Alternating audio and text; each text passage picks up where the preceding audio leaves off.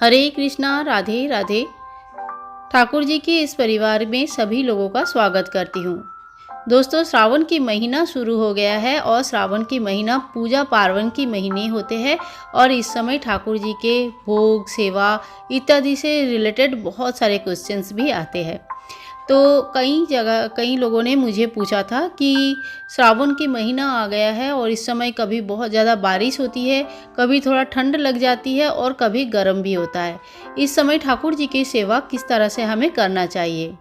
दोस्तों, श्रावण की महीना है और आप सभी को पता है श्रावण और भाद्र काफ़ी बारिश होती है, हरियाली छाई रहती है और बहुत सारे तीज त्यौहार इस समय मनाया जाता है।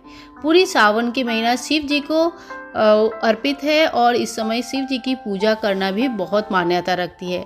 साथ साथ में भगवान विष्णु और भगवान विष्णु के अवतार की पूजा इस समय बहुत ज़्यादा महत्व रखते हैं।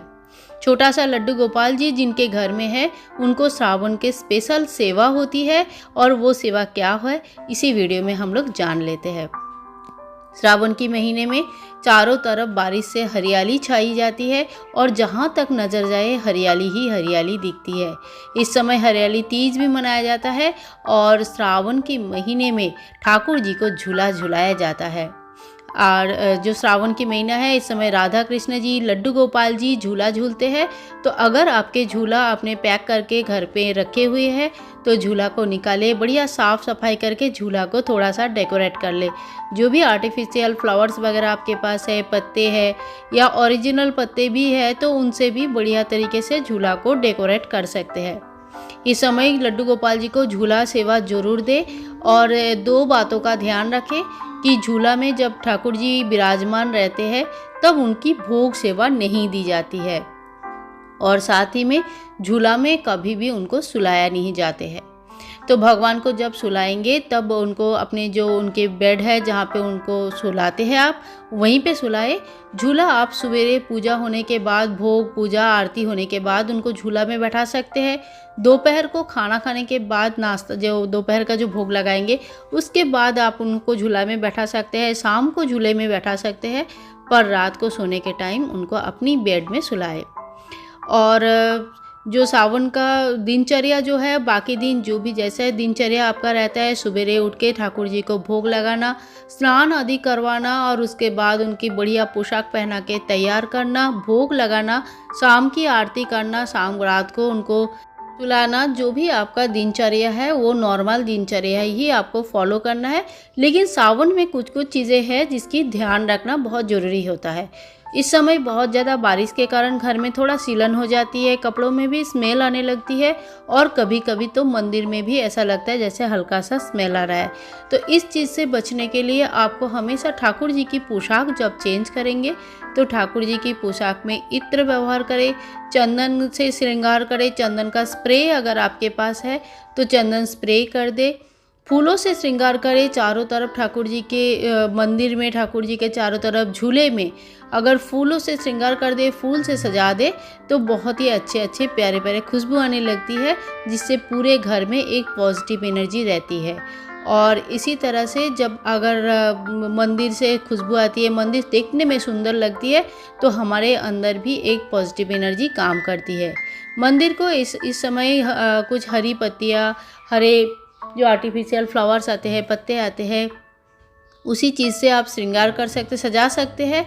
और थोड़ा सा जो इंडोर प्लांट्स होते हैं, ग्रीनरी थोड़ा सा मंदिर में ला सकते हैं, तो हरा कलर का पोशाक पहना सकते हैं। तो इस तरह से मंदिर को थोड़ा सा ग्रीन की टच दीजिए। और साथ में खुशबू की यूज़ करना बहुत ज़रूरी है। चाहे आप फूल यूज़ करें, नेचुरल फूल, चाहे अगर नेचुरल फूल नहीं मिल पा रही है, आर्टिफिशियल फ्लावर से सजाया है, तो इत्र वगैरह ज़रूर यूज़ करें। ठाकुर जी की पोशाक में भी इस समय कभी कभी सिलन जैसा प्रॉब्लम शुरू हो जाता है, तो इसके लिए ठाकुर जी के जहाँ पे पोशाक आप रखते हैं वहाँ पे नैप्थलीन वगैरह ज़रूर यूज़ करें। और साथ में कभी जिस दिन धूप आएगी उस दिन ठाकुर जी के पोशाक को थोड़ा सा धूप दिखा दे, तो इससे पोशाक फिर से बहुत जो सिलन से जो प्रॉब्लम्स आई थी वो बिल्कुल चली जाती है। अब आते हैं ठाकुर जी की श्रृंगार के बारे में। तो श्रावण के महीने में ठाकुर जी बढ़िया श्रृंगार करते हैं। वैसे तो साल भर ठाकुर जी को अच्छा श्रृंगार करना बहुत अच्छा लगता है, पर श्रावण में इनकी श्रृंगार होती है खास। इस समय चंदन से श्रृंगार करें और जो माला और गहने जो पहनाएंगे बढ़िया तरीके से इनको अलंकार आदि पहनाएं। साथ में इनको इस समय फूलों का ड्रेस या तो फिर ग्रीन कलर का ड्रेस ये सब पहना सकते हैं, बहुत अच्छा लगता है। जिस दिन ज़्यादा ठंडा लगेगा, जिस दिन ज़्यादा बारिश हो जाती है, उस दिन हल्के गर्म पानी से ही ठाकुर जी की स्नान करवाएं। तो गर्म मतलब जो हाथ लगा के पहले देख ले कि उस पानी कितना गर्म है, उस हिसाब से बच्चों को जैसे पानी से नहलाया जाता है ऐसे पानी से भगवान जी का स्नान होती है।